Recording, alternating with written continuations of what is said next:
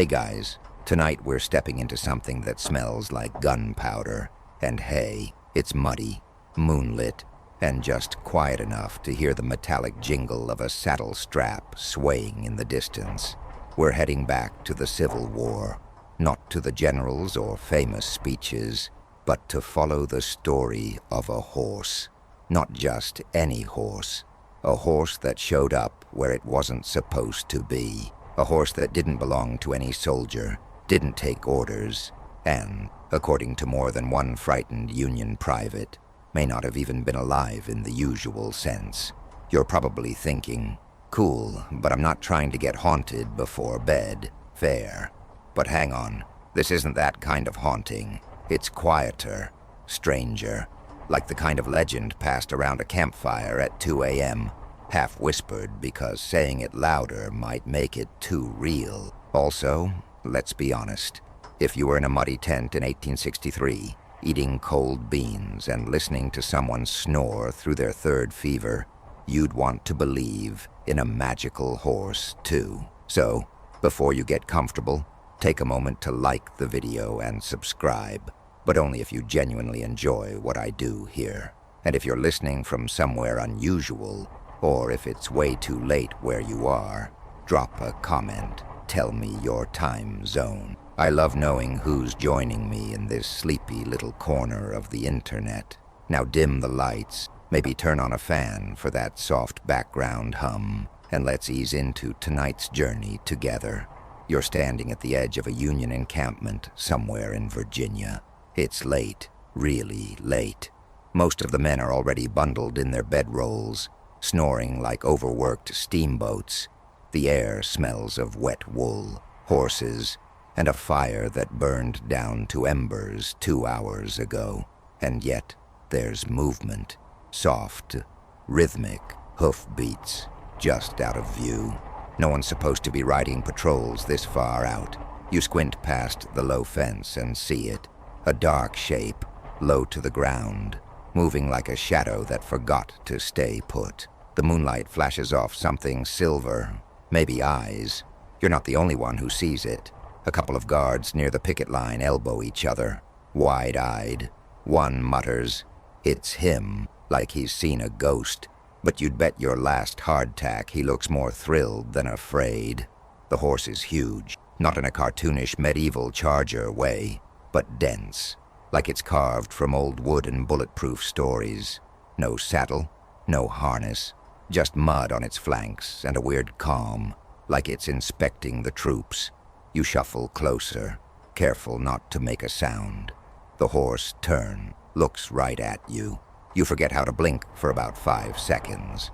Then, with the slow confidence of something that knows it doesn't need permission, it moves on, its hooves clicking softly like a metronome around camp. Whispers start.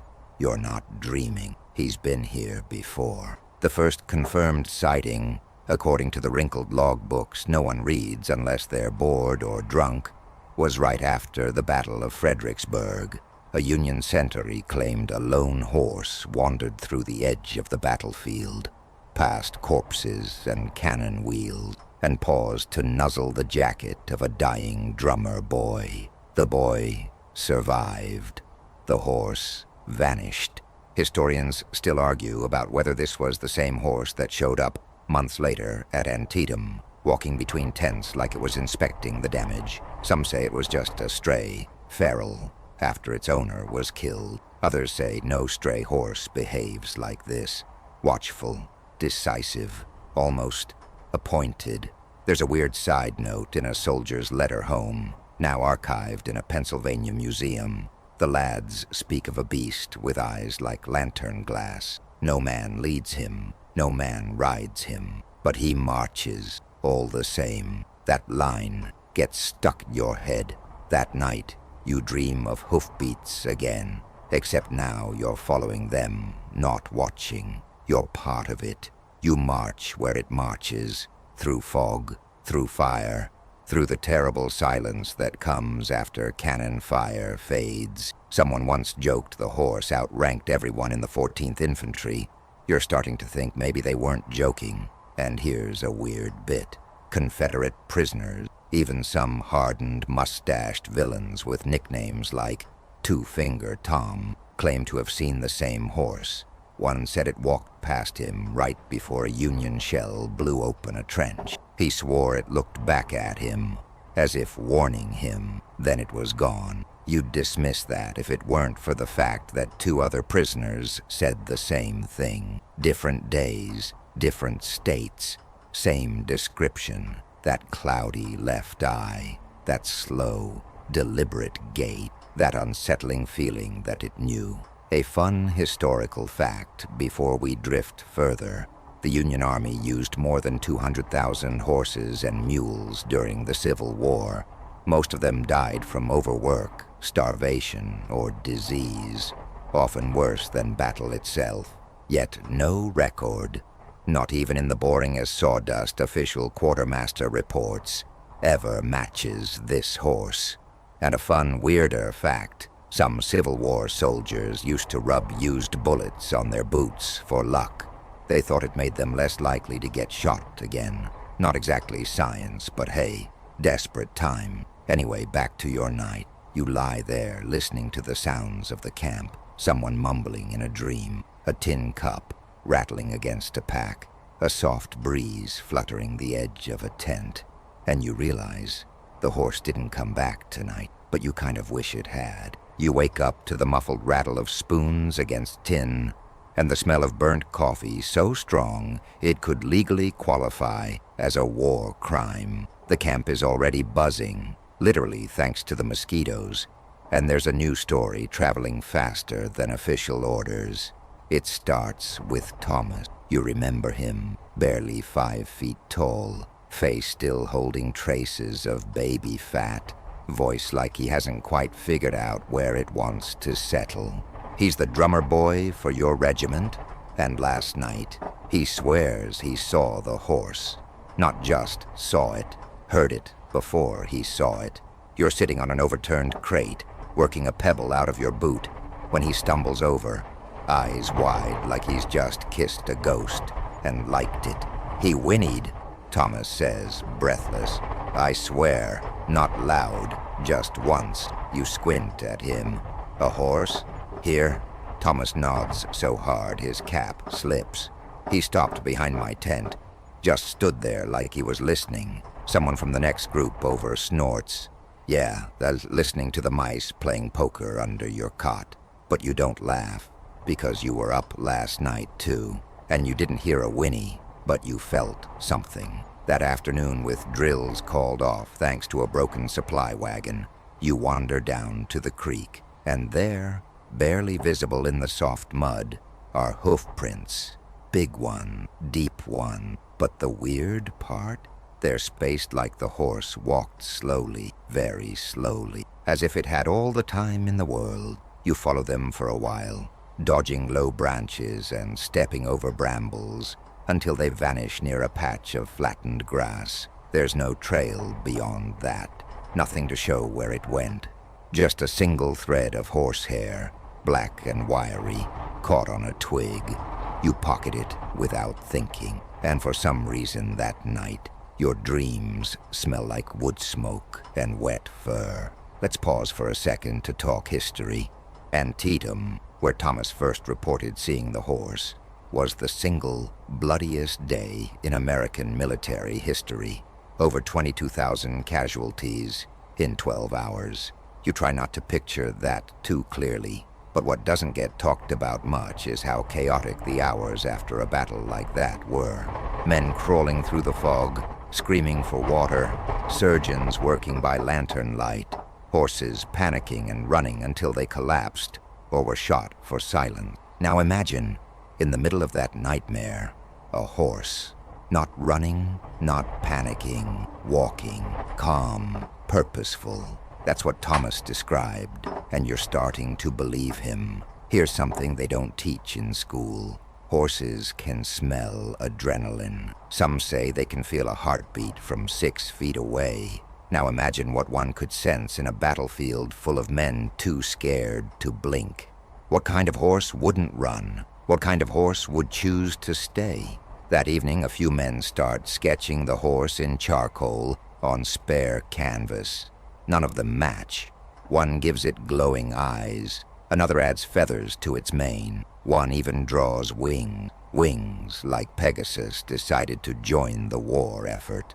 But every sketch shows one consistent thing: no saddle, no rider. Thomas, ever the poet, starts calling it ashes, says the horse smells like old fire, and moves like it remembers being smoke. It catches on. By the end of the week, even the captain starts referring to it like it's a known entity. No one's to shoot ashes, he says during briefing, completely serious. If you see a horse that looks like it belongs nowhere, let it be. You glance around. No one laughs.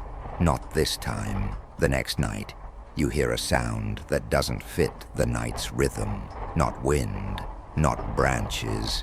A thump, then another. Like someone slapping a blanket against the ground. You sit up. Your mouth is dry. Ashes is back. This time, he doesn't walk through camp. He stops, directly in front of Thomas's tent. Doesn't move, just stands there, ears twitching. You watch from the shadows, heart hammering. Thomas opens his flap, takes one look, and instead of yelling or hiding, he starts drumming, soft, slow, a rhythm so gentle it's barely more than a heartbeat. Ashes flicks his tail, then walks away. The entire camp stays silent for a full minute. Afterward, even the fire seems to hesitate before cracking again. Now here's a curiosity that still makes historians raise eyebrows. Several Union regiments filed unidentified equine contact reports in the same week across multiple states. Most were chalked up to confusion, exhaustion, or just too much swamp whiskey. But the descriptions, they matched, down to the blind left eye. Some scholars today still debate whether this was a single horse or multiple. Others suggest psychological projection, an animal-shaped metaphor in the fog of war. One particularly cranky academic even published a paper titled "The Phantom Horse, Delusion or Mascot?" But they weren't there. You were. You felt it. That night as you lie awake, staring at the canvas roof above, you hear a rustle at the edge of camp. Not a threat, not danger, just something watching. You wonder, did ashes come for someone tonight? Did he choose? And if so, what does that mean for tomorrow? You wake to rain. Not a thunderous storm, just a steady, indifferent drizzle that turns the soil to pudding and soaks your socks before you even step outside the tent. Your boots squelch, and your coat, which was almost dry from yesterday's wash, is now wetter than a philosophy major in a bar fight. Welcome to the glorious life of a soldier. Word spreads fast this morning, even faster than rumors about hardtack being replaced by actual bread. Spoiler, it's not. Ashes is back, but not just back. He was shot. That's what Corporal Jenkins says, anyway. You find him standing outside the medical tent, still holding his rifle like it might grow teeth and bite him. "I swear," he mutters, eyes wide. Hit him right in the neck. Saw it. Bullet landed. He just shook his head and walked off like I sneezed on him. You raise an eyebrow. You shot him. He doesn't answer, just nods, slowly, and maybe for the first time since this whole war began. He looks like he genuinely regrets something. Later that day, you take a walk down to the clearing near the ridge where Jenkins claims the shot landed. You half expect to find blood, or fur, or something. Instead, there's only a single hoofprint in the mud. It's deeper than the others, cleaner, like it wasn't made by a hoof, but for one. No other tracks around it, just that. You squat down, run your fingers over the impression, and maybe it's your imagination, or the lack of sleep, but it feels warm. Let's pause for our daily Civil War trivia snack. The Union Army went through over 1.5 million horses and mules during the war. That's more than the combined population of several states at the time. Most of them were treated let's say, not kindly. Exhaustion, starvation, disease. If you were born a horse in 1860, congratulations. You had about as much luck as a biscuit in a foxhole. But ashes? He doesn't follow the rules of normal biology, or logic, or gravity, if we're being honest. Because according to 3 different soldiers from 3 different companies, Ashes took a direct hit during a skirmish yesterday and kept walking. One claims the bullet bounced off. Another says it went through him and made no hole. The last? He just cried and walked away. You spend the afternoon sorting ammunition and thinking about invincibility. Was Ashes a freak of nature? A hallucination? Or something else entirely? Private McAllister, who fancies himself a bit of a theologian when he's not coughing up lung butter, calls Ashes an angel who forgot his wings. You're not sure about the theology, but the idea sticks. That night, you dream of gunfire, but it's quiet, distant, like a memory trying not to wake you.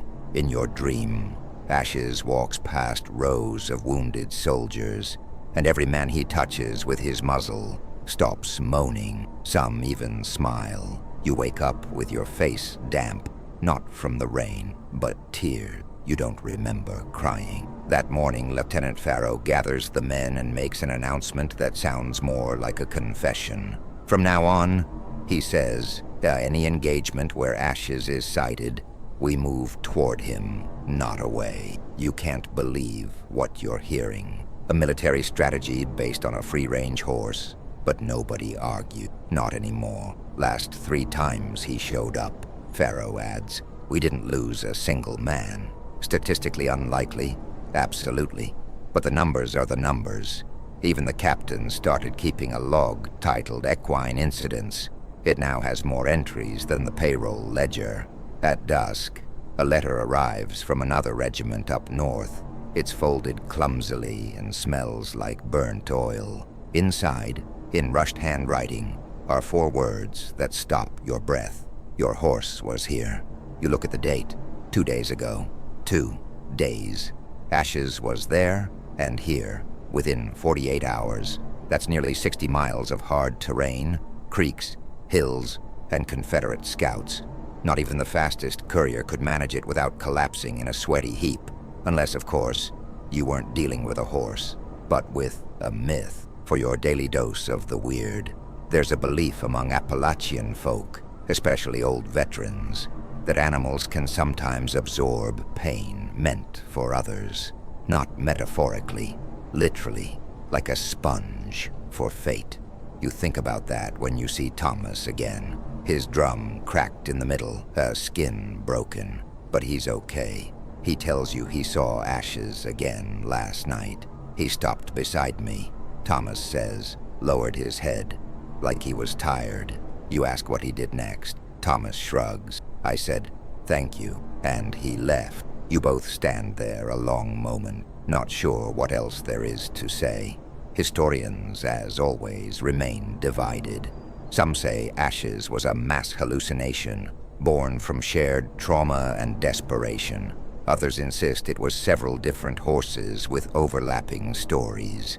And then there are the quiet the ones who've seen things. They don't publish papers.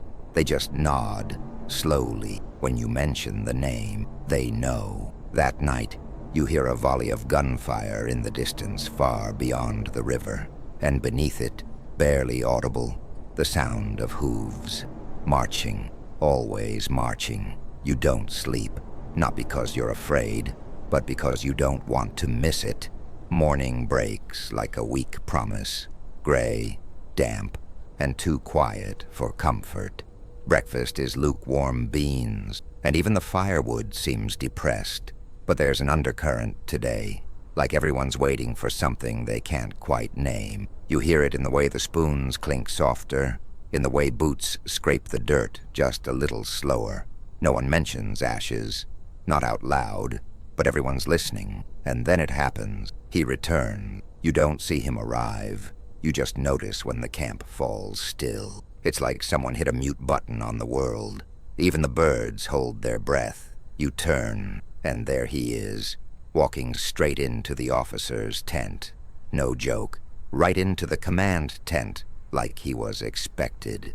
You're close enough to hear chairs scrape back, and boots thump as men scramble out. But Ashes doesn't flinch. He pauses at the edge of the table, where maps are laid out, routes, markers, little carved tokens representing troops. He lowers his head, sniffs, and then nudges one of the tokens, just one, with his nose. Then he leaves. No panic, no gallop, just turns and walks out like a retiree, checking on his stocks. You sneak close enough to overhear the aftermath. General Meade, yes, that General Meade, is muttering, "Well, hell, guess we're going west." You blink. They're actually taking the horse's advice. Better than trusting half these maps, someone else says, half laughing but not really joking. You glance down at the token Ashes moved. It marks a ridge overlooking a creek, one the general staff hadn't considered as a fallback. Now they're considering it. You look at the ridge later that day. It's quiet, unremarkable, and according to scouts, completely defensible. Strange how a horse can outthink a dozen trained men, isn't it? Here's a fact to chew on with your gritty coffee. Union generals had access to balloon reconnaissance. Yup, actual hot air balloons. They'd float up, spy on enemy movements, and float back down. One pilot even brought up a telegraph wire to send messages from mid-air. But none of those balloons could predict Confederate ambushes hiding behind tree lines. Ashes, though? 3 times now. He's nudged troops toward routes that later avoided ambushes entirely. Either he's the world's most intuitive horse, or he's cheating. Now for the oddity of the day, horses don't like tents. Too enclosed, too full of smells they don't trust. But Ashes walked into a command tent like it was his stable, even sniffed a lieutenant's beard. You're told the lieutenant hasn't spoken since. Not from fear, from awe. You start to wonder, is Ashes choosing where he goes, or is he being sent? That night, you're on watch duty. The moon hangs low, fat and orange, like it partied too hard the night before. The trees creak in the wind, and the camp murmurs with the kind of sleepy sounds you learn to love. Men talking in dreams, the shift of leather belts, a harmonica in the distance playing something half-remembered. You see him again. This time, you're alone. Ashes steps out from behind a tree, not 20 feet from you. He meets your eyes, and for the first time, you feel like he's checking on you. Not threatening, not curious, just making sure you're still here. He doesn't move for a full minute, and then he walks away. The next morning, something happens that changes the tone of the camp. No jokes, no eye rolls, just silent acceptance. Ashes appears again, but doesn't go to the command tent. He goes to the infirmary and just stands there. For hours, you hear that one of the patients inside, a scout with shrapnel in his chest, starts improving that same afternoon. A medic swears the man's fever broke the moment Ashes walked up, but there's no medical logic to that. Just body doing what it can, the surgeon says. But even he won't meet your eyes when he says it, and now the story starts to shift. Ashes is no longer just the weird horse. He's a fixture, a present. The men start leaving out scraps for him, not because he needs them, but because it feels wrong not to. A handful of oats here, a dried apple core there. Some even carve little wooden tokens, horses mostly, and leave them by the campfire. One guy writes a tiny note and ties it to a nail. "Thank you for Atlanta." You're not sure what Atlanta has to do with it, but somehow you get it. There's another historical nugget for your journal. General Meade was known for being intensely private, rarely speaking about spiritual matters, but a letter surfaced years later, unsigned, undated, that reads, "If the Lord ever walked among soldiers, I believe he took the shape of a beast with hooves. Nobody's confirmed it was him, but everyone assumes it was. By the end of the week, Ashes has appeared 4 times. Always calm, always silent, always when needed most. And every time, the same ritual. He walks in, stays, then leaves. And somehow, things get better. Fewer skirmishes, better weather. Troops feeling stronger, even though rations haven't improved. You catch yourself thinking of him in the morning, like checking the sky for signs. Will he come today? Will he walk beside you? And if he does, what does that mean? Are you in danger? Or have you been chosen? You don't notice at first. You're too busy cleaning your rifle, your fingers black with powder, when you realize that the camp is unusually quiet. Not the comforting kind of quiet. This one's nervous, alert. You glance around. Every man in your unit is standing still, not moving, not talking. All eyes are fixed on the field beyond the tents. And then you see why. Ashes is back. But this time, he's not alone. He's walking down the center of camp, slow and steady, while soldiers silently step aside to let him pass. He doesn't look left or right, just moves, like he's following something you can't see. And behind him, there's a soldier, Private Hensley, white as a sheet, lip trembling like a leaf in a storm. No one's heard Hensley speak since Shiloh, but here he is now, following Ashes like a man under a spell. And then suddenly, the laughter stops. Hensley collapses to his knees, clutching at the front of his uniform, gasping. The surgeon runs over. Everyone else backs away, unsure whether to help or pray. And Ashes? He just stops, stands there, doesn't flinch, doesn't blink, just lowers his head until his muzzle rests gently on Hensley's shoulder. And in that moment, somehow, you know he's not in pain. He's not anything. Private Hensley dies right there in the mud, one hand open toward the sky, and Ashes lets out a sound you've never heard before. Not a whinny, not a snort, something like a sigh. There's no record of it, of course. Nobody wrote it down in an official log, but everyone remembers. From that day on, no one calls Ashes a lucky charm anymore. He's something else now, something older, something stranger. Here's a hard Civil War truth for today. More soldiers died of disease than bullets. Dysentery, typhoid, infection. These were the real killers. No glory, no trumpet solos.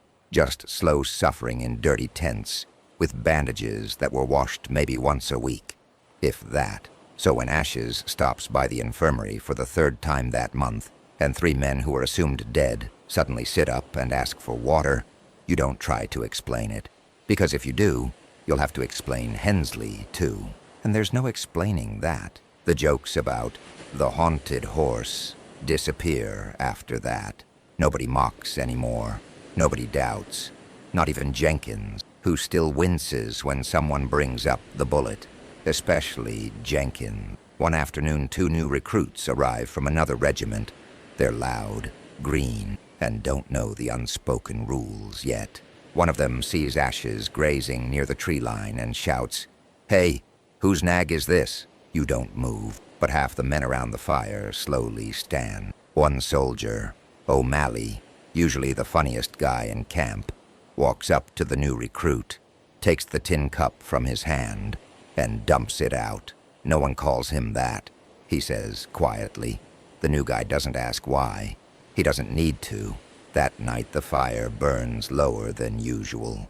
You and a few others sit around it, watching the embers rise into the dark, like tiny souls slipping away. You think he's death? Someone finally asks.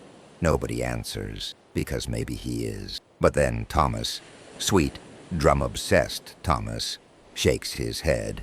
No, he says. He's just the one who decides who gets a second chance. And suddenly, that feels truer than anything else you've heard all month. Here's a curious footnote from the war that doesn't get much airtime. Some units had mascots, dogs, raccoons, even a few pigs. One Confederate company kept a goat that allegedly ate tobacco rations, but no unit ever formally claimed ashes, not once. No one tried to own him. No one dared. Because deep down, you all understood. He didn't belong to the army. He belonged to the war itself. Later that week, you find a scrap of paper near the mess tent. Just a torn corner, stained with ink and oil. It reads, "He comes when the line is thin." No signature, no context. Just that. You tuck it into your coat pocket, and it stays there for years. That evening, you're assigned to the Western Patrol route. As you cross the ridgeline, something in the air changes. The temperature drops. The wind pauses. And in the moonlight, you spot him again. Ashes, standing on the far edge of the field, silhouetted like a statue against the trees. You raise your hand. Instinctively, he doesn't move, but you feel better, somehow. Like whatever's out there isn't going to reach you tonight. Not while he's watching. You're jolted awake by the sound of gunfire. Sharp, close, and way too early for drill. For a split second, you forget where you are. Then the reality hits. The camp is under attack.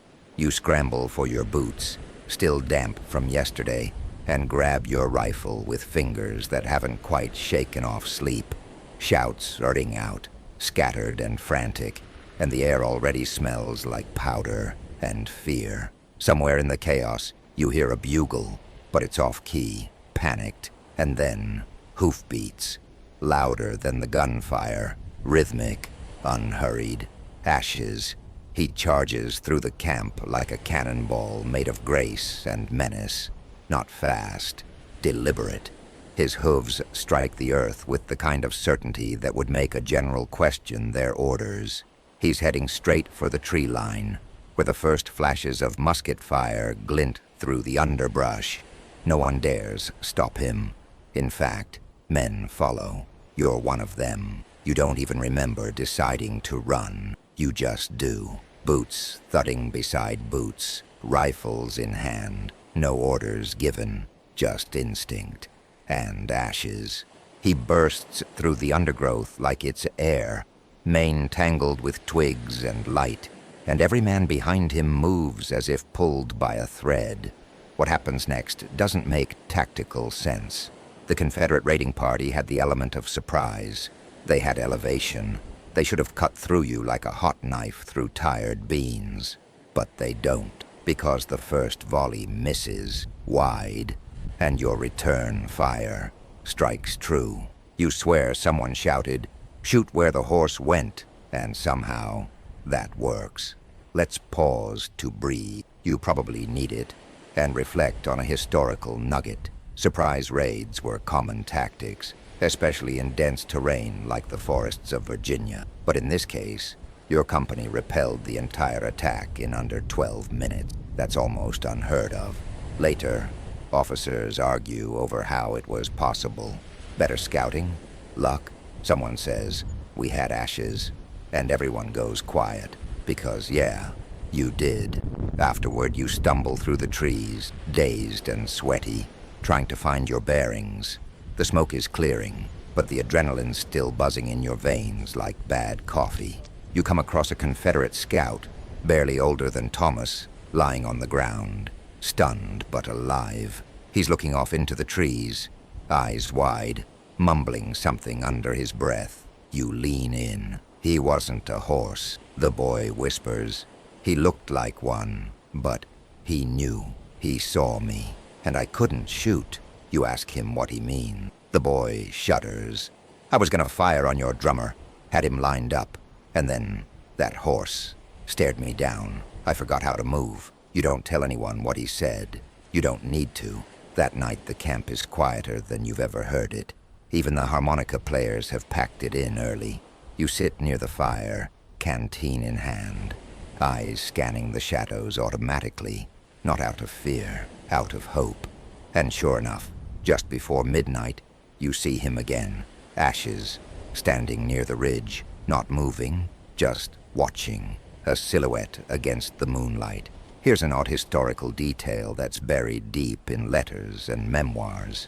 Several soldiers across different Union units described seeing a dark horse galloping ahead of them during successful charges. Often they claimed the horse appeared as if from smoke and vanished before the battle ended. One description from a corporal in Ohio reads, "No man could have ridden that beast. It bore no weight but something heavier than flesh." Some modern historians dismiss it as battlefield hallucination. Others just nod and say, yes, but too many men saw the same hallucination. The next morning, you overhear something that gives you chill. General Meade is inspecting the wounded, walking with a tight jaw and distant eyes. He pauses next to a soldier whose leg had been mangled but somehow saved. Then Meade murmurs, mostly to himself, "He led the charge." The aide beside him asks, "Sir?" "The horse. He led us." The aide blinks, doesn't respond, but you hear it, clear as church bells, and now you know. Even the top brass is paying attention. Later that week, a shipment of medical supplies arrives. Among the crates is a letter addressed to the horse. No joke, just that, to the horse. Inside is a single strip of blue ribbon. No note, no signature. You hang it on a tree branch near the field where Ashes usually appears. 2 days later, it's gone. You begin to wonder, why does he come at all? Ashes never eats from your hand, never lets anyone touch him, but he appears. Again and again, when needed, and only then. It's as if the war has a conscience, and that conscience has 4 hooves. That night, just before sleep takes you, you hear something outside your tent. Not hoofbeats, something softer, breathing. You hold still, listening, and a voice, not quite a voice, more like a feeling, whispers in your mind. Stay low tomorrow. You bolt upright, heart pounding, and scramble out of your tent, but there's nothing there, except a single hoof print right outside your flap.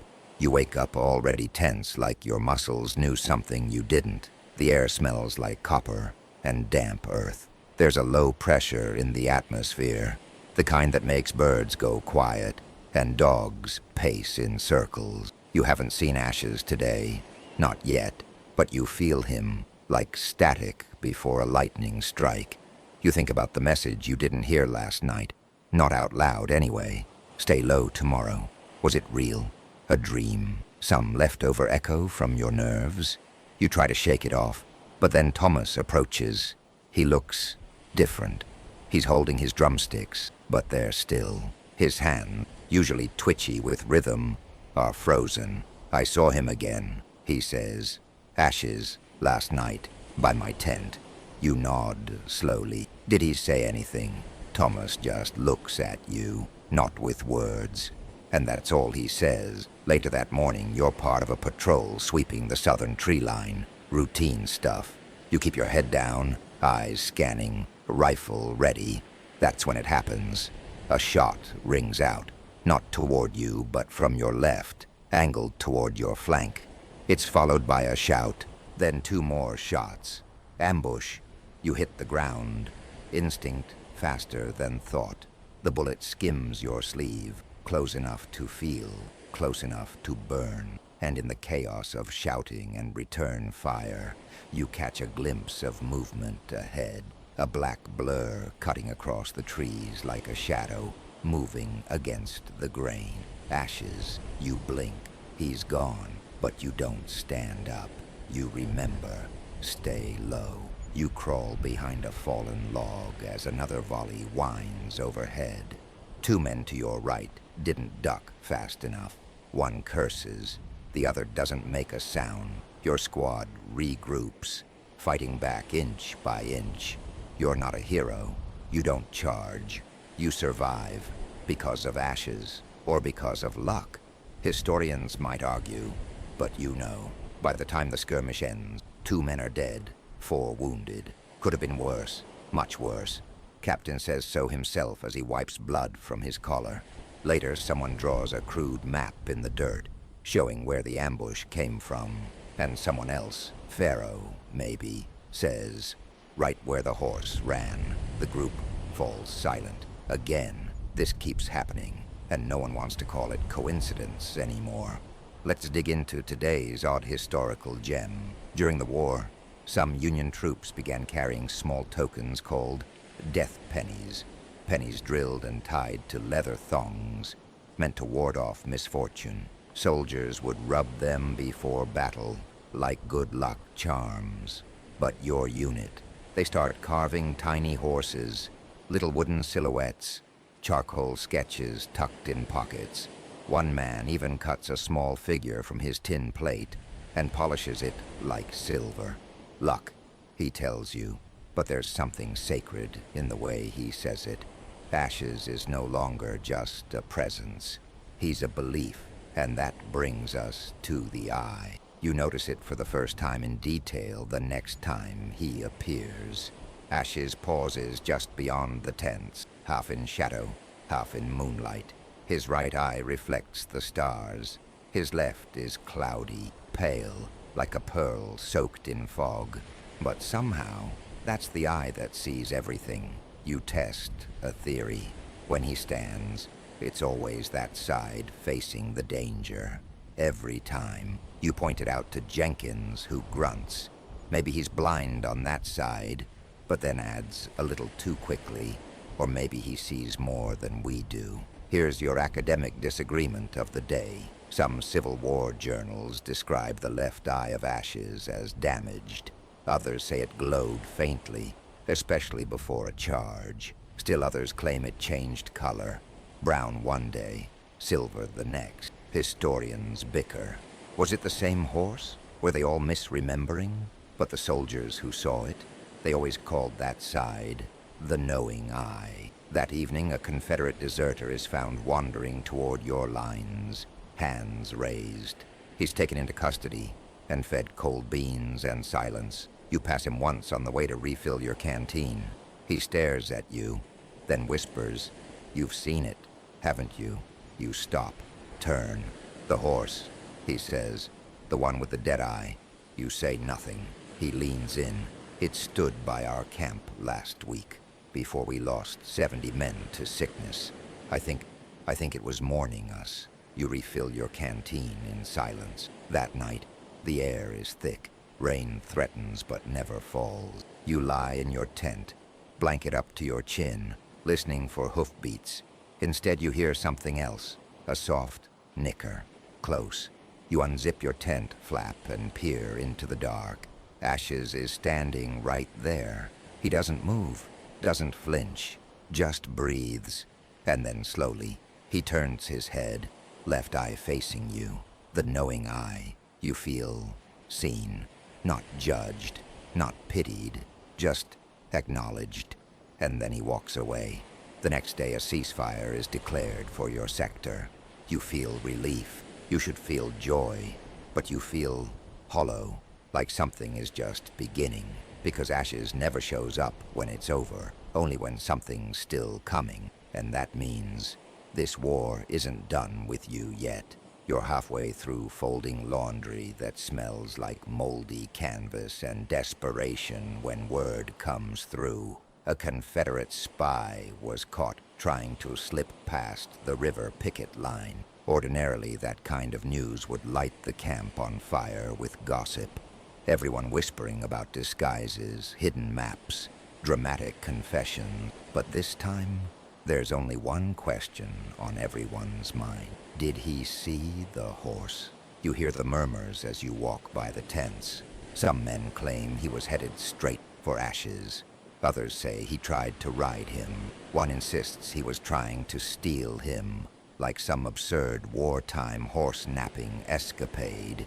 You can't help but laugh softly, because the idea of someone trying to ride Ashes feels like trying to saddle a lightning bolt. But deep down, you're curious too, and so, naturally, you sneak down to the makeshift jail tent. The spy isn't what you expect. He's young, your age, maybe younger, dust-covered and calm in that eerie way that only people with nothing left to lose ever are.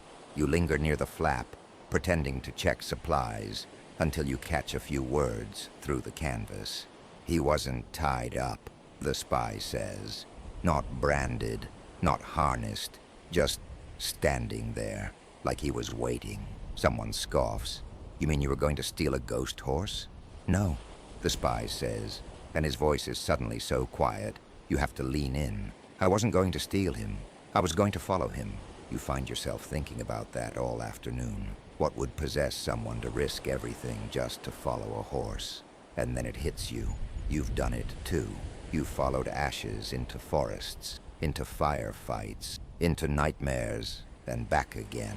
And you've never questioned it. Because when you follow ashes, things make sense. Not logically, not safely, but deeply, quietly, like a compass made of breath and muscle and myth. That evening you speak with Captain Farrow about the spy. He'll be transferred tomorrow, Farrow mutters, not looking up from his field log. High Command wants to question him. You nod. Did he say anything else? About ashes? Farrow finally glances at you, his eyes tired. He said the horse looked at him. You wait, and that was enough to change his mind. That night the spy vanishes. No struggle, no broken rope, just gone. The guards swear they never heard a sound. One says he saw a black shape slip between the trees, but chalked it up to exhaustion. In the mud near the tent, a single hoof print. That same spiral-shaped divot you've seen before. Deep, precise, like the earth chose to remember. And now here's a little Civil War weirdness that most textbooks skip. Desertions weren't uncommon. Spies disappearing happens. But once in 1864, a Confederate commander reportedly saw a black horse without rider walk straight through a field hospital tent. Every patient inside, Confederate, mind you, reported the exact same thing. The horse looked at them and then vanished. Some claim it was a hallucination from laudanum or fever. Others swear it was real. A Southern nurse later wrote in her journal, "We do not own him. He does not fight for either flag. He is war itself, and war walks where it pleases." The next few days pass without ashes. No hoofbeats, no silhouette. The camp starts to feel heavier. The air feels thicker. Men grow restless, twitchy. Even the horses seem uneasy, snorting at shadows, stomping for no reason. It's like they know something's missing, or maybe something's building, and you miss him too. Not just for what he does, but for what he means. Ashes has become the thread stitching this madness together. Without him, it all feels loose, frayed, ready to tear. Then one night, it rained hard, and that's when you hear it. A single nicker, soft, questioning. You bolt upright and run outside, boots squelching in the rising mud. And there he is, ashes, soaked, unmoved, standing at the edge of camp with his head low and left eye glinting like moonlight caught in bone. But something's different this time. He looks tired, not weak. Ashes doesn't do weak, but burdened. Like the weight of all he's seen is catching up. And then you see why. There's blood on his shoulder, not gushing, not fresh. Just there, like a memory that decided to stay visible. You move closer, slowly, instinctively, even though you know you won't touch him. And still, you try. He lets you get within 6 feet, then turns, walks into the woods, gone, like always. Later, someone claims it wasn't blood, just mud. Someone else says they saw a flicker of fire in his mane. Another says the spy rode him away like some mythical cowboy from a fever dream. You don't argue, because the truth, Ashes leaves room for every story. And that's what makes him more than real. That's what makes him ours. The letter arrives at dawn, tucked awkwardly between 2 loaves of rock-hard bread. You're assigned to kitchen duty, so it's your hands that find it first. Wrapped in oilcloth, sealed in dark wax, and smelling faintly of pipe tobacco and rain. No sender, no insignia, just 2 words scrawled across the front in delicate ink for Lincoln. Now let's be clear, soldiers get weird letters all the time. One guy received a package full of pickled radishes and claimed it cured his fever. But this feels different. You bring it to the captain, expecting a shrug. Instead, he goes pale. Then he opens his desk drawer and removes another letter. Identical wax, identical smell, also labeled for Lincoln. This one, he explains, arrived 2 weeks ago, unaccompanied, unguarded, found inside his tent, even though he had posted a guard. No one saw who left it. No one ever does, but it keeps happening. That night, rumors flood the camp like spilled ink. Ashes is delivering messages to Lincoln, the president. Some say he carries them in a pouch hidden under his mane. Others claim he simply knows when someone writes something that matters and takes it himself. One wild story. Ashes once walked from Georgia to Washington in 7 days. Impossible, but somehow no one doubts it. Because when it comes to Ashes, the line between myth and memory gets blurrier by the mile. Let's pause for a real historical twist. Abraham Lincoln, president during the Civil War, was known for his belief in dreams, omens, and strange coincidences. He often spoke of vision, especially one where he saw his own body lying in state in the White House weeks before his assassination. So when soldiers say they saw Ashes standing outside Lincoln's campfire circle during a late-night strategy meeting, well, some folks start to believe he wasn't just a soldier's hallucination. He was something more. According to a dusty letter in an Illinois archive, one anonymous soldier swore on his pension that he held the lantern the night Lincoln met Ashes. The man, described only as a lantern boy, wrote he did not speak to it. The horse did not speak either, but they saw each other, and that was enough. No one ever confirmed who wrote the letter, but it's there, ink faded, folded neatly between battlefield reports, filed under miscellaneous curiosities. You can't help but think Lincoln believed in symbols, and if Ashes was a symbol, he might have been the one the president understood best. Back at camp, the mood shifts. The men start treating Ashes with an even deeper reverence. It's not just that he survives what no other beast could. It's not that he appears only when most needed. It's that he may be connected to the heart of the country itself, to its very soul. And then, late one evening, it happened. You hear a sound, unmistakable now, almost comforting. Hoofbeats. You step out of your tent. Ashes is there, but not in the open. He's standing between 2 trees, nearly invisible in the shadows, watching you. And you feel something heavy in your pocket. You reach in and find a folded piece of paper. You didn't put it there. You didn't write anything, but you unfold it anyway. There are no words, just an ink drawing, a horse, a flag, a crack running down the center of both. And beneath it, what cannot be spoken must be carried. You look up. Ashes is already gone.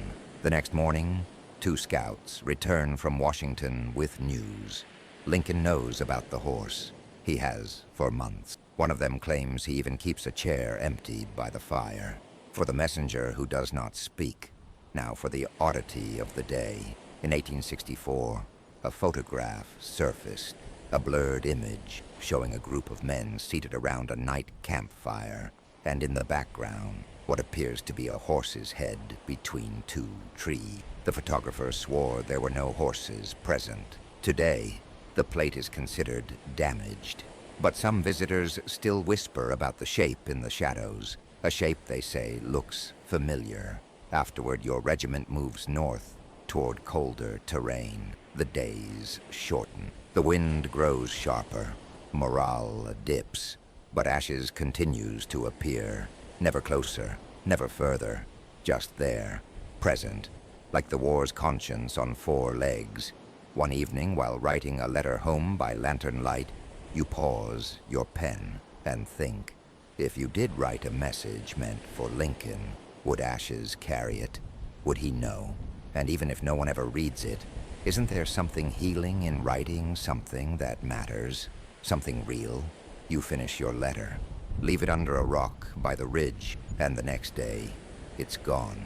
It's cold now. The kind of cold that settles in your boots and climbs up your spine like a bad memory. Your breath comes out in short white puffs, and your hands crack, no matter how much you rub lard into them. The snow started falling last night, soft at first, then thick, as if the sky had forgotten how to stop. You're in Tennessee now, far from where the war began, and somehow still right in the middle of it. Ashes hasn't been seen in days. You try not to read into it, but it's hard. Harder still when you wake one morning to find hoof prints in the snow. Perfect ones, deep, clean, leading out of camp and vanishing into the white woods. You follow them. Of course you do. The path is winding, but not wild. It's almost intentional, like someone charted it with purpose. The prints go around bramble, across frozen creek, past thick clusters of cedar tree. You walk for what feels like an hour. Then you see it, a barn, not marked on any of your maps, not mentioned by the locals, but standing there, sturdy as if the war never came near it. The roof is intact, the door slightly ajar, and from inside, smoke, not fire, not danger, smoke from a chimney. You raise your rifle, just in case, push the door open, and inside, warmth, glorious, heavy, undeniable warmth. There's a fire going in the hearth, stacks of dry firewood, blankets, real ones, not army issue, a pot of something stew-like, still warm on the coals, and oats, a full bin, still sweet. No one is here, not a soul, but just inside the door, pressed into the straw-covered floor, a hoof print. You drop your rifle. You're not sure if it's exhaustion or gratitude, but tears come fast, and without warning. You eat, you sleep, you don't ask why. Let's talk historical improbabilities for a moment. During the winter campaigns, starvation and frostbite were more dangerous than bullets. Men would lose toes, fingers, even ears to the cold. Entire squads would vanish in blizzards, their last known position marked by nothing more than an overturned sled. But your unit, everyone who followed those tracks, made it to that barn. Not all at once, not together, but one by one. They all found it, and no one ever saw it again. You don't mention the barn in reports. Neither does the captain. It becomes one of those things, a kindness that doesn't want credit. Like a blanket someone laves on your shoulders in the night.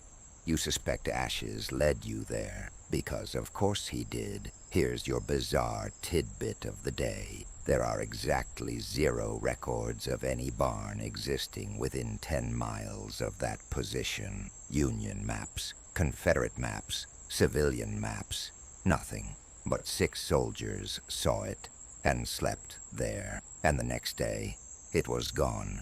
The prints ended at the door and didn't come out. One night, back in camp, Thomas walks up beside you, sits down, doesn't speak for a full minute, then says, "I think he's more than a horse." You nod. "I know." "No," he says. "I mean it. I don't think he was ever born. I don't think he ever had a name." You look at him, and he's watching the fire. "I think he's what happens when people don't give up." After that, the stories grow quieter. Not because Ashes disappears, he doesn't, but because the men stop needing to explain him. He's just part of the landscape now, like the wind, or the ghost, or the smell of smoke that never leaves your coat. You find another hoof print 2 days later, this one in a place it shouldn't be, the roof of the supply tent. One perfect circle, pressed into canvas that somehow didn't tear. You don't tell anyone, but that night, your missing boots show up. Clean, dry, still warm. In the weeks that follow, casualties slow, luck improves, and morale, against all logic, starts to lift. Because every time the wind blows just right, or someone hears a soft nicker in the woods, or finds a horseshoe print where none should be, hope returns. Not loud, not grand, just enough. So yes, you're in Tennessee now, knee-deep in snow, scarred in places you didn't know could scar. But you have firewood, you have food, you have each other, and somewhere out there, you have ashes, watching, waiting, choosing, always choosing. The cold doesn't let up. It sinks into your joints, turns breath into steam, and makes every step feel like lifting bricks in a swamp. Even the coffee tastes like ice now. But the odd thing is, no one's complaining. You all know why. Ashes has been seen again. But this time, not by soldiers, by the surgeon. Now, you don't usually trust the surgeon's stories. He's seen too much, slept too little, and drinks a little more than the regulations technically allow. But when he starts talking about ashes, you listen. It was after a minor skirmish near the creek bed. A few wounded, nothing catastrophic. The surgeon was setting a broken leg when he noticed the flaps on the medical tent were open. He looked up, and Ashes was standing inside, right between the cots, silent, still, just there. The surgeon blinked, thought maybe he'd finally lost it, but the horse didn't vanish, didn't make a sound. He just turned slowly, walked to one particular cot, and lowered his head toward the chest of the wounded man. Then he left, didn't even touch the flap, and when the surgeon turned back, the man's pulse had stabilized. The surgeon tells you this with a strange tone. Less awe, more confusion. I've seen gangrene, field amputations, men held together with hope and dirty bandages. He mutters, but I never saw that. You ask him what he means. I checked, he says.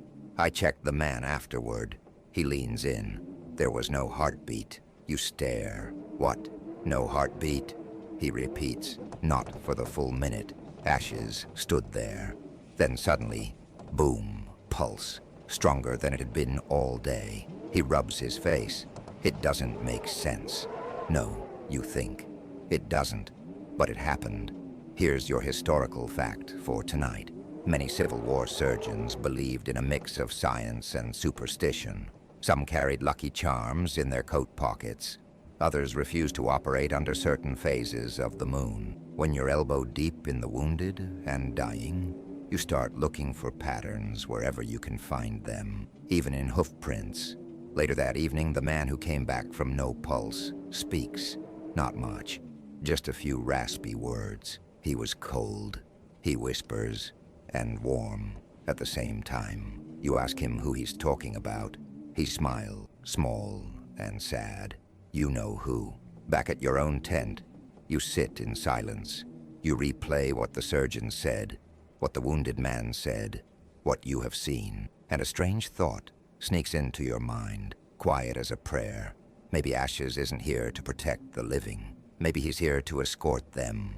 Not grim, not cruel, just kind, a companion, a guide for those on the edge. You fall asleep that night to the sound of soft hoofbeats outside your tent. You don't get up. You don't need to. The next morning, Thomas tells you something stranger. He says he dreamed of Ashes, but not the horse exactly. He dreamt of a man with horse's eyes. Dark, intelligent, silent. The man sat beside him in a field of wheat and played a bone flute. You raise an eyebrow. Thomas shrugs. He didn't say anything, just played, and I felt better. Then he adds, I think Ashes becomes whatever we need him to be. That idea spreads through the camp like slow-burning fire. Everyone starts telling stories. Someone saw Ashes and swore he had a silver mane. Someone else says he vanished into a rock face like smoke. And then there's Private Ellis, the quiet man with the silver harmonica. He'd play in the evenings sometimes, soft, shaky tunes. Nothing fancy. But Ashes? He always came when Ellis played. Always. He'd appear at the edge of the firelight, never closer than 20 feet. but there, until one night, he didn't. Ellis played all the same songs, waited twice as long, but no ashes. The next morning, Ellis was gone. No note, no signs of struggle, just his harmonica left on a stump with a single black hair across the top. Let's file this under eccentric Civil War facts.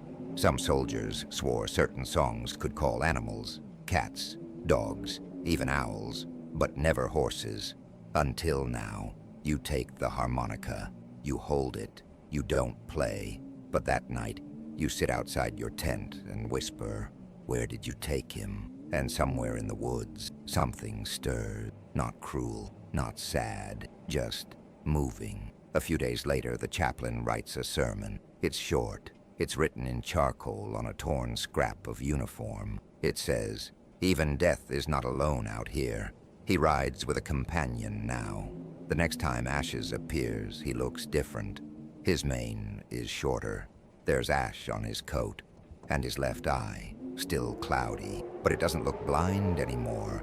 It looks full, like it's seen everything, and kept going anyway. You don't see him arrive. You just notice.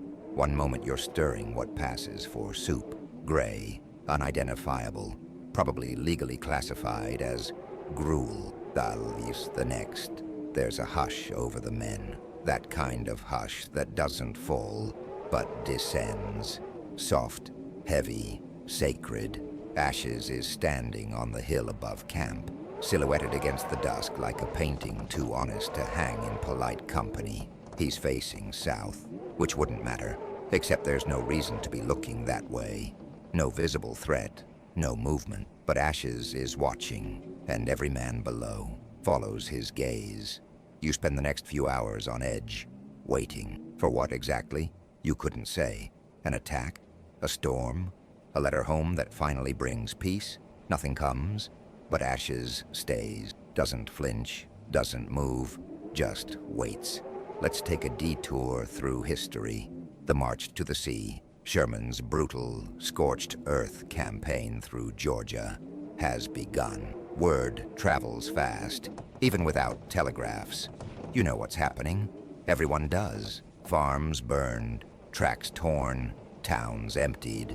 Some cheer, some mourn, but all agree it's a turning point. And Ashes? He watches it begin. You ask yourself something strange as you clean your rifle that night. Does he know where it ends? And worse, does he carry it with him? Later you're on guard duty. Wind's picking up. Your coat's too thin. Your fingers ache with cold and memory. Then a shadow moves in the tree line. You don't startle. You don't aim. You already know. It's him. But this time, he isn't alone. You count them slowly. 3, 4, maybe more. Shapes behind Ashes. Not horses. Men, but not living one. You rub your eyes, certain you're dreaming. But when you open them, Ashes is still there. So are they. Men with Union coats, some with missing limbs, some carrying bayonets like walking sticks, all following Ashes. Not quite visible, not quite gone. You don't tell anyone in the morning. But the next day, the quartermaster reports something odd. 2 rifles are found leaning against a tree just outside camp. Clean, dry, loaded, positioned like their owners simply stepped away. No footprints, just one hoofprint centered between them. You want to explain it. You do, but there's no category in your brain labeled escort of ghost soldiers led by a mortal horse. So instead, you sit by the fire with Thomas. He's carving again. Little wooden horses. You ask him how many he's made. He shrugs. 23, he says. 1 for each man who's seen him up close. Then he adds, I started one for myself, but I stopped. Didn't feel right. You nod, because part of you thinks Ashes chooses who sees him, not the other way around. Let's wander through another strange footnote. Confederate prisoners at Andersonville, the infamous prison camp, described dreams of a black horse standing just outside the wire. A few claimed the horse walked through the barriers. One diary entry reads, "I heard the hoofbeats just before the cholera passed me over." Another, "He comes when the hunger turns to silence." These men had never met each other, never served near your unit, but the horse, he was the same. That evening, Pharaoh calls for a moment of silence. 5 men lost during an unexpected raid. He says all the usual things: honor, bravery, sacrifice. But then he pauses and says something no one expects. "We are not alone out here." No elaboration, just that. And the silence that follows is deeper than any sermon. That night, you dream again. You're standing on a battlefield, not one you recognize. The air is thick, like molasses. Bodies around you, but they aren't sad. They're still, waiting. Ashes walks among them. His mane is braided. His hooves leave no prints. He passes by you, then stops, turns, and for the first time he nods. Just once, like permission, like goodbye. Then he walks on, and the field goes quiet. You wake up before dawn, heart pounding, mouth dry. You grab your canteen, step outside into the frost, and scan the horizon. Nothing. No horse, no ghost. Just one single wooden horse, carved by Thomas, placed gently beside your tent flap. It wasn't there last night. You pick it up. It's small, rough, but unmistakable. And on its underside, carved in letters so small they could almost be imagined, "We follow who walks without fear." You march through Georgia now, though calling it Georgia feels dishonest. This isn't the Georgia of maps or stories. It's soot and ruin, burned barns, fields blackened to the bone, roads paved with the silence of what used to be. You'd be scared if you weren't already so tired. The only thing moving with purpose out here is ashes. He doesn't march at the front like some heroic mascot. He appears in glimpses, a silhouette beside a collapsed church, a glint of his eye from a shattered window frame. Sometimes you're sure you hear him breathing behind you. Other times, you wonder if he's just memory at this point. But then he shows up again, walking across scorched earth with singed hair and that same relentless calm. And suddenly, you remember why you're still moving. The men don't cheer when they see him anymore. They don't whisper. They just nod, like saluting a superior or a funeral procession, because by now they understand. Ashes isn't just a guide. He's a witness. Let's dip into today's Civil War curiosity. The march through Atlanta was so devastating that birds stopped returning to some towns for months. The scent of ash, gunpowder, and grief hung thick in the air. Many soldiers reported dreaming of fire, even when there were no flames. Some said it was God's judgment. Others just said it was war. But a few, very few, said they saw a horse walking ahead of the flames. A black horse, untouched.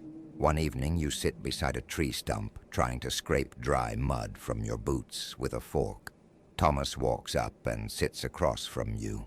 No small talk today. Just a question. Do you think he gets tired? You shrug.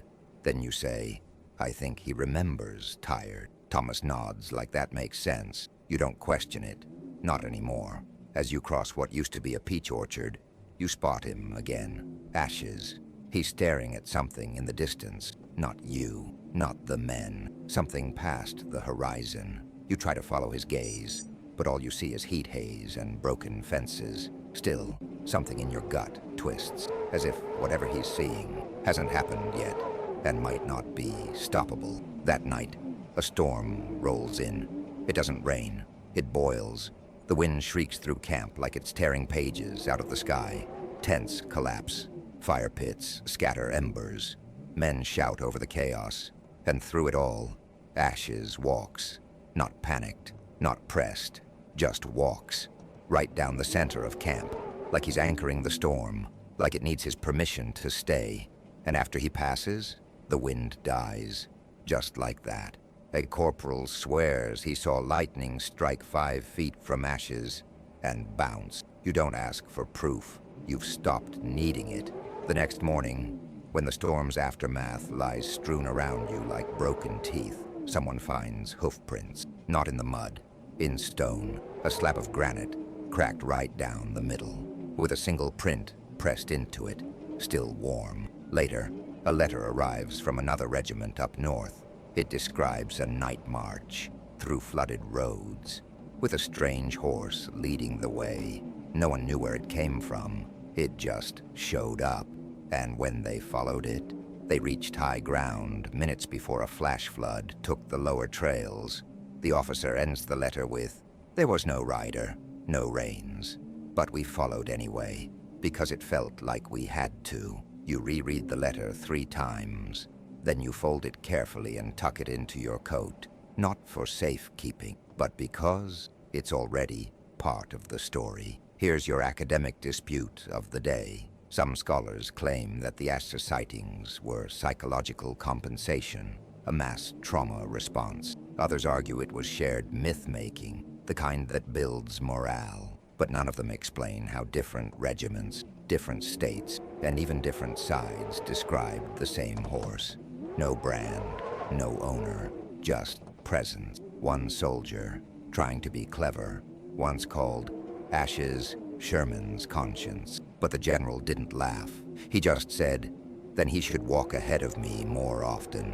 As night falls, you sit alone by the embers of what used to be a barn. Ashes appears once more, walking among the rubble. His tail flicks against scorched beams. He pauses where the altar used to be, lowers his head, and then keeps walking. No fire touches him. No ash clings. He simply moves on, because that's what Ashes does. He moves forward, even when no one else can. You're closer to the end now. You can feel it, not because of anything said. There are still skirmishes, still drills, still rumors of reinforcements and last stands, but because of the way the soldiers move, slower, not from exhaustion, but from reflection. The war is dying, and nobody knows what comes after, except maybe Ashes. You see him again at dawn, standing on a hill just above the camp, mane rippling in the breeze like an old flag. He's watching 2 groups below, Union troops on one side, Confederates on the other, a temporary truce for prisoner exchange. Men stare at each other across an open field, hands twitching toward their weapons by habit, but the rifles remain slung, the orders clear, no aggression. Ashes is between them, not moving, like a fulcrum balancing 600,000 ghosts.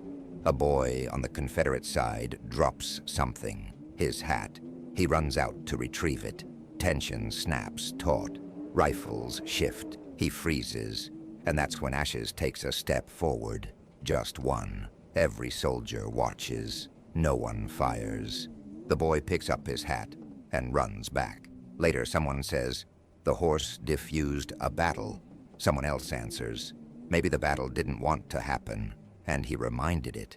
You don't say anything, but deep down, you believe both. Let's pause here for a quieter historical fact. The final months of the Civil War were filled with unofficial ceasefires, not because of politics, but because soldiers, tired, broken, haunted, just wanted a day off. Men traded coffee for tobacco, notes for photos. A handshake across enemy lines wasn't uncommon, and sometimes a horse stood nearby, or so they said. One letter from a Confederate corporal reads, "We heard hoofbeats. No officers nearby, just the sound." Every man turned toward the ridge. He stood there, still and proud, and none of us could speak. We just sat back down. That ridge, Appomattox. You're not at Appomattox yet, but it's close. Closer than the men around you will admit. Rumors swirl. Lee is trapped. Grant is pressing. Something big is coming. And Ashes is walking the perimeter every night. Quiet, diligent, like he's inspecting the edges of a long book, nearing its final page. That night, you see something you'll never forget. Ashes steps into camp, but this time no one stirs because they're waiting for him. There's a row of boots lined up near the fire, not for drying, not for wearing, just left out as tribute. And when Ashes walks past, he touches each one with his nose, one by one. Men watch from tents, from blankets, from logs near the fire, not speaking, just watching, like a church with no walls. In the morning, the boots are still there, but a single hoof print is pressed in the snow in front of each one, and in one of them, a harmonica, not Ellis's, a new one. No one claims it, so it stays. Here's your peculiar note of the day. There's a sketch found in an old soldier's journal, faded, almost rubbed away. It shows a line of men sleeping under stars, with a horse standing at the edge, its head down, as if in prayer. Underneath, a line written in smudged pencil. He stood watch while we dreamed. You start noticing other things now. Men talking less about battles, more about what comes next. A return to farms, to wives, to fields that no longer remember how to grow. Ashes doesn't interfere. He listens and walks, always walks. Finally, the orders come. You're heading toward Appomattox, not for glory, not for blood, for something quieter, like an ending that's waited 4 years to exhale. You pack your gear slowly, leave behind what doesn't matter, keep what does. You glance at your coat pocket. The tiny wooden horse Thomas carved is still there, lighter than a bullet, heavier than armor. You wonder, as you look out over the tree, will Ashes be there when it ends? Or will he vanish the moment peace arrives? Maybe peace is what undoes him, or maybe it's what he's been carrying all along. You arrive at Appomattox on a morning so still, it feels like the war itself is holding its breath. There's no fanfare, no grand arrival, just quiet footsteps, and a strange sense that history is already watching. Men shuffle into position, flags are unfurled, but without the rigid pride they once held. Now they hang heavier, like they've seen too much, like they understand that winning doesn't mean celebrating. You stand near a tree line with Thomas and a handful of others, and that's when you see him, Ashes, already there, standing alone on a ridge above the courthouse, watching. He doesn't move, doesn't need to. He's not here to act. He's here to witness, because this is not a battle. This is the end of battles. Let's bookmark this in the history books. On April 9th, 1865, General Robert E. Lee surrendered to Ulysses S. Grant in the parlor of a modest brick house in Appomattox Courthouse, Virginia. There were no trumpets, no victory cries, just handshakes, exhaustion, and, according to 2 unnamed privates in separate letters, the silhouette of a black horse standing watch on the ridge. No one knows how it got there. No one ever saw it leave. You stand in the cold, watching as papers are signed, weapons lowered. The noise that has followed you for years, gunfire, shouting, boots stomping, drums pounding, it's gone. What replaces it is even louder, silence. And in that silence, Ashes lifts his head just once, as if to say, it's done. He doesn't walk into camp that day. He doesn't need to. His work is finished, not with the ceremony of a general or the fame of a name carved into stone, but in the way people speak his name in a whisper. Ashes, the horse who walked beside war, who chose to march when no one asked him to, who knew where the lines were drawn and walked across them anyway. Later that evening, Thomas hands you something. It's not a carving this time. It's a folded note, stained at the edges. He says he found it under his cot. In it, just a line of text. When the noise stops, you'll remember the hooves. And underneath that, a small symbol, a hoof print, left facing, the cloudy eye. You sit by the dying fire long after most have turned in. watching the embers sink into themselves. No hoofbeats tonight, just the crackle of peace settling into old bone. And for the first time in years, you feel rest coming, real rest. You dream that night of fields unburned, of rivers that remember how to shimmer, and of a black horse walking through high grass, each step lighter than the last, until he fades into the golden distance, not gone, just free. In the morning, you rise early, walk to the ridge. No prints, no trace, except for a single smoothed stone, flat, warm to the touch. You flip it over. Someone, something, has etched a line in it. Not a name, not a symbol, just this, carried without reins. You put it in your pocket, say nothing, because some stories don't need to be retold. They just need to be felt. So now, as the fire dims and the last page folds in on itself, you find yourself somewhere softer. The mud is dried, the snow has melted, and even the silence feels kinder. Ashes is gone, but he was never meant to stay. He was a bridge between noise and stillness, between despair and belief, between the long ache of war and the fragile hush of peace. And now, you carry him with you, not like a burden, like a memory that breathes in the quiet moments of your life. When the world slows, when you pause by a window or look toward an open field, maybe you'll hear him again, a faint rhythm, a whisper of hoofbeats, the softest promise that you were never alone. Because even when everything was crumbling, something, someone walked beside you and maybe still does. So breathe now. Feel the quiet settle around you like a warm quilt. Let your shoulders soften. Let your thoughts drift. You're safe here. You made it. The story is over, and you're still standing, just like ashes, strong, silent, and moving forward, one step at a time. Good night, traveler. May peace ride beside you always. Sweet dream.